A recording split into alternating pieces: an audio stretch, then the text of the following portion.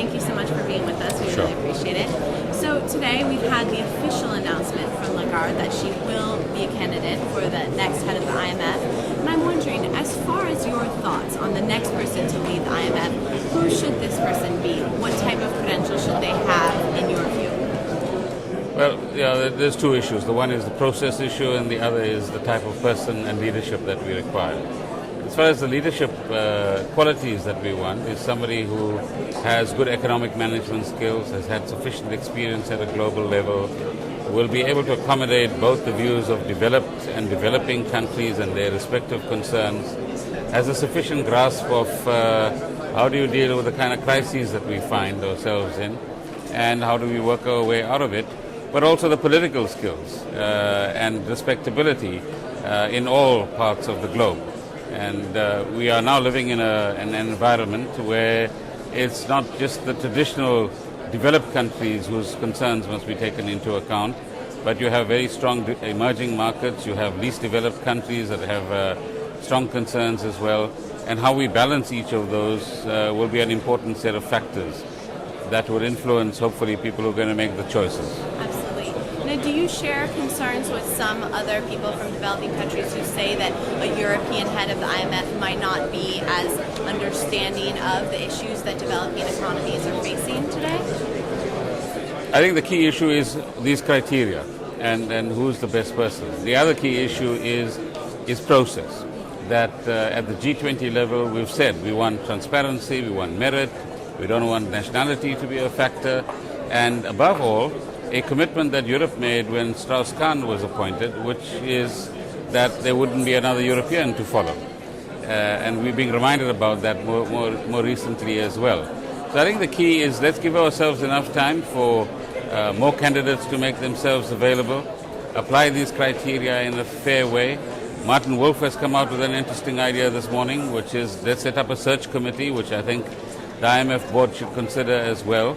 Because at the end of the day, the IMF, if it is to play a credible role, if it is to be legitimate in the eyes of 180-odd countries, not just a few, then we need to take our time, whilst bearing in mind the urgency of the situation, to ensure that we find a good panel of candidates that can be interviewed and who can tell us where do they want to take this world, how will they resolve its various challenges but also opportunities, and take us into a better space 4 or 5 years from now.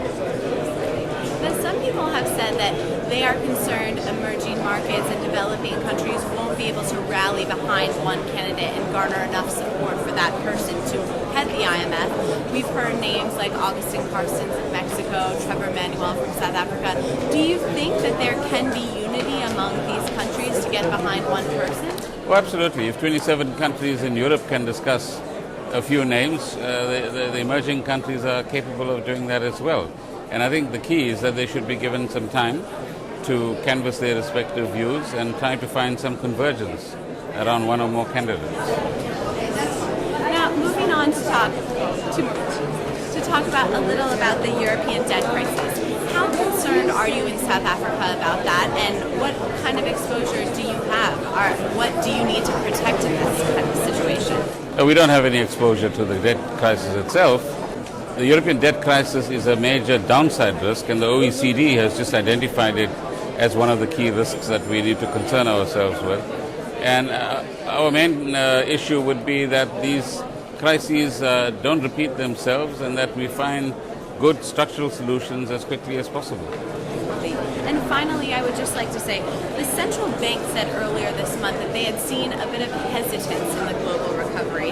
And I'm just curious, have you seen South African growth on track? Are you concerned about the recovery? Do you think South African growth will stay where you'd like it to be? I mean, at this stage, we seem to be proceeding according to our anticipation that it will be somewhere around 3.4%, and we're happy with where we're going at the moment. Of course, we'd like higher growth so that we can create more jobs in our economy, but we're working hard at that. And you think the outlook is good for the next, 3 to 5 years as far as growth? Wow, nobody can tell you that. Not the OECD, not the IMF, not the World Bank. We hope that we can have a steady environment, but whether we have it depends on how we manage and anticipate many of the risks that we see.